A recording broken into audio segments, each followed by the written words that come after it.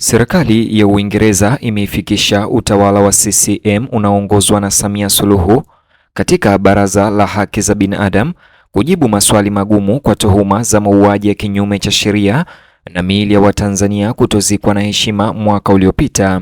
Sasa hivi Samia Suluhu amepokea habari mbaya Ikulu ya Dodoma. Vilevile serikali ya Uingereza sasa imetoa amri hii kali kwa Samia Suluhu na utawala mzima wa Tanzania. Leo kabla tuendelee, natamani sana kujua mashabiki zangu munanisikiliza mukiwa maeneo gani? Kama upo nje ya nchi tafadhali niambie, na kama vilevile unanitazama ukiwa humu nchini Tanzania ni taarifu uko Tanzania upande gani? Mtazamaji, tukisonga mbele na taarifa hizi za hivi punde ambazo ni taarifa mbaya kwa utawala wa Tanzania. Serikali ya Uingereza imeiweka Tanzania chini ya uangalizi mkali wa kimataifa kufuatia madai makubwa ya ukiukwaji wa haki za binadamu unaohusishwa na matokeo ya uchaguzi mkuu wa Oktoba mwaka 2025. Samia Suluhu alidhani sasa suala hili limeweza kufifia na kunyamaza, lakini leo amepatwa na mshtuko mwingine mkubwa. Suala hilo sasa limefikia hatua ya kimataifa huko Uingereza, ambapo shinikizo la kidiplomasia linaongezeka na maswali yanaelekezwa kwa utawala wa Samia Suluhu wa CCM.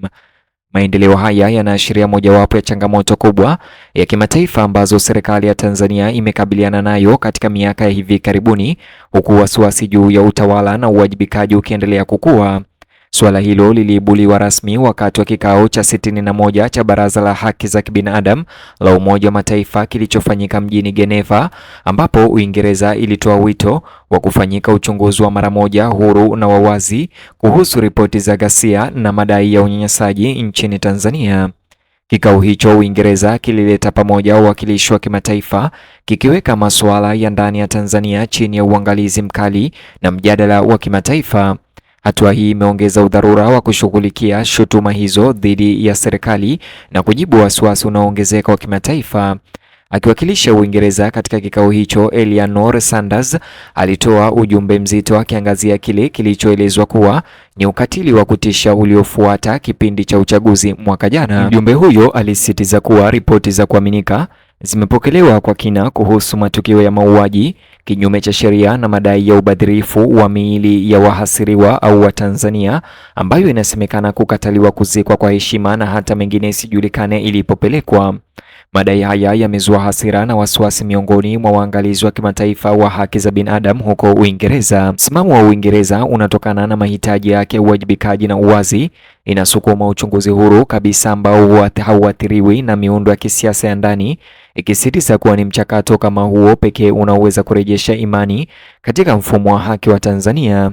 Wito huo pia unaonyesha wasiwasi mpana zaidi juu ya ulinzi wa uhuru wa kimsingi na haki za kikatiba ndani ya nchi hii, haswa katika nyakati nyeti za kisiasa. Shinikizo hili la kimataifa linakuja wakati ambapo Tanzania tayari imeanzisha mchakato wake wa mapitio ya ndani wa kibinafsi. Tume iliyoundwa chini ya Rais Samia Suluhu Hassan imekuwa ikikusanya ushuhuda na shahidi kuhusiana na matokeo ya uchaguzi huo na mauaji yaliyopita. Hata hivyo, wapinzani na baadhi ya Watanzania wameweza kupinga zaidi tume hiyo ya Samia Suluhu ambayo ameiunda. Tume hiyo imeripotiwa kuwashirikisha wadau mbalimbali wakiwemo viongozi wa kisiasa, viongozi wa zamani na wawakilishi wa asasi za kiraia katika juhudi za kuelewa kilichojiri. Hata hivyo, wakosoaji wanahoji kuwa uchunguzi wa ndani huenda usitoshe kushughulikia uzito wa madai hayo na huenda ukaegemea upande mmoja. Wanaamini kwamba bila uangalizi wa nje, mchakato huo unahatarisha kuonekana kama hauna upendeleo. Hata hivyo, mashaka haya yamechochea kuungwa mkono kwa wito wa Uingereza wa uchunguzi huru wa kimataifa ambao wengi wanaona ni muhimu ili kuhakikisha uaminifu na haki katika taifa hili letu tukufu la Tanzania. Tuhuma zenyewe zinasumbua sana. Taarifa zinaeleza kuwa kufuatia uchaguzi huo uliopita kulikuwa na matokeo ya kutumia nguvu kupita kiasi dhidi ya raia na kusababisha mauaji au vifo ambavyo vimeelezwa kuwa ni kinyume cha sheria. Kinachosikitisha zaidi ni madai kwamba baadhi ya wahasiriwa ama Watanzania hawakupewa taratibu za mazishi zinazofaa na hivyo kuibua wasiwasi mkubwa wa kimaadili na wa kibinadamu. Akaunti hizi zimeongeza wito wa uwajibikaji ndani ya Tanzania na kimataifa. Kwa serikali ya Tanzania, hali inaleta changamoto tata. Kwa upande mmoja, lazima itetee mamlaka yake na kusimamia mienendo ya kisiasa ya ndani. Kwa upande mwingine, inakabiliwa na ongezeko la shinikizo la kimataifa huonyesha kujitolea kwa haki za kibinadamu na utawala wa sheria. Kusawazisha mambo haya itakuwa muhimu katika kubainisha jinsi hali inavyobadilika katika miezi ijayo. Kuhusika kwa Uingereza pia kunaonyesha mwelekeo mpana wa ushiriki wa kimataifa kuhusu masuala ya haki za kibinadamu.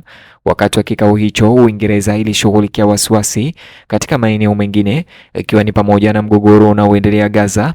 Muktadha huu mpana unaonyesha kuwa suala la Tanzania ni sehemu ya mazungumzo ya kimataifa kuhusu uwajibikaji na haki. Ndani ya Tanzania, hisia za maendeleo zimechanganyika. Baadhi ya wananchi na waangalizi wa kisiasa wanakaribia usikivu wa kimataifa, wakiiona kama fursa ya kusukuma mageuzi na uwazi zaidi. Wengine hata hivyo wanaona ni uingiliaji wa nje katika masuala ya ndani ya nchi, wakisema kwamba Tanzania inapaswa kuruhusiwa kushughulikia masuala au mambo yake yenyewe bila shinikizo kutoka mataifa ya kigeni. Athari za kisiasa za hali hii ni kubwa. Madai na uchunguzi wa kimataifa uliofuata unaweza kuathiri mtazamo wa umma wa serikali ndani na nje ya nchi. Pia zinaweza kuathiri uhusiano wa kidiplomasia wa Tanzania na hadhi yake ndani ya jumuiya ya kimataifa, hasa kama wito wa uchunguzi haujashughulikiwa ipasavyo. Wakati huo huo, mashirika ya haki za kibinadamu yanafuatilia kwa karibu hali hiyo.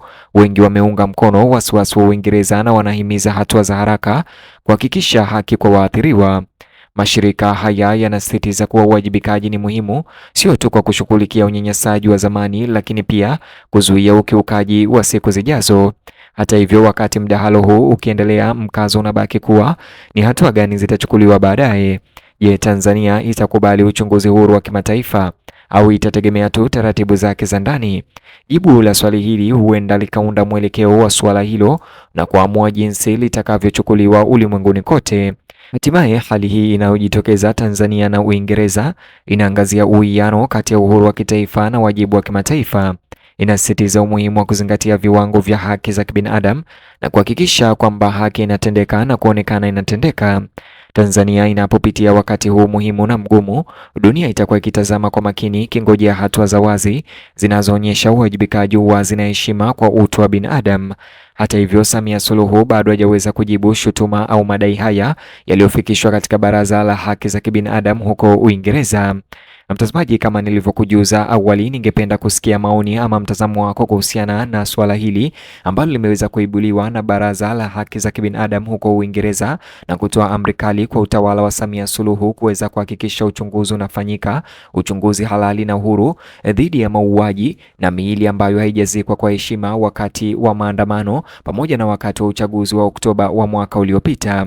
Je, maoni yako ni yapi? Na kuacha uwanja huu wa comment section. Vile kumbuka like video hii na ubonyeze alama ya subscribe na alama kengele. Ukifanya hivyo itakuwa kama malipo yako kwetu, vile itakuwa umetusaidia kwa sana mtazamaji. Vile ukifanya hivyo utakuwa wa kwanza kila siku kupokea ujumbe au notification kupitia simu yako kila ambapo taarifa mpya zitachipuka, na kuomba bonyeza box hicho kwenye screen yako kwa taarifa zaidi.